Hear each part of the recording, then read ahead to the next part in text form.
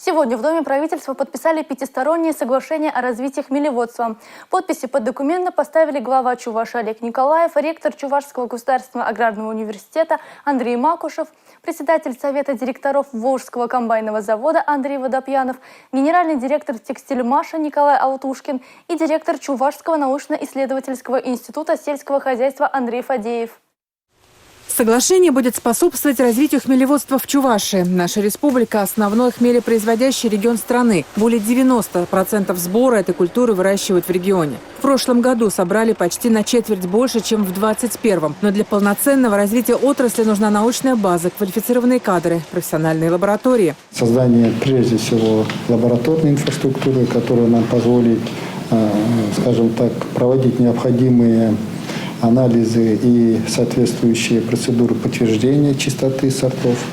Это, естественно, технологии как выращивания, так и переработки хмеля. Министр сельского хозяйства Сергей Артамонов говорит, что сейчас есть несколько сдерживающих факторов развития хмелеводства. Соглашение позволит их убрать. Например, в аграрном университете возродили кафедру хмелеводства. И первые 15 слушателей уже прошли обучение. Не было техники реально в нашей стране. И договорились теперь тоже. Люди взяли обязательство, что текстильмаш до уборочного сезона запустит комбайн свой, произведет первый комбайн. Сушильный комплекс у нас есть. И государство на все это выделит. Затраты возместит 50% затрат.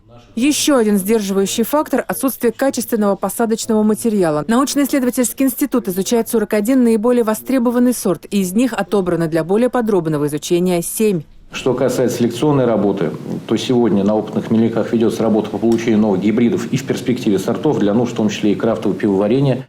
В Чувашии на базе аграрного университета создан центр компетенций, который объединит в себе все вопросы – научные изыскания, выращивание и переработку хмеля. Эта структура будет заниматься и стратегией развития отрасли. Татьяна Молокова, Павел Редков, Республика.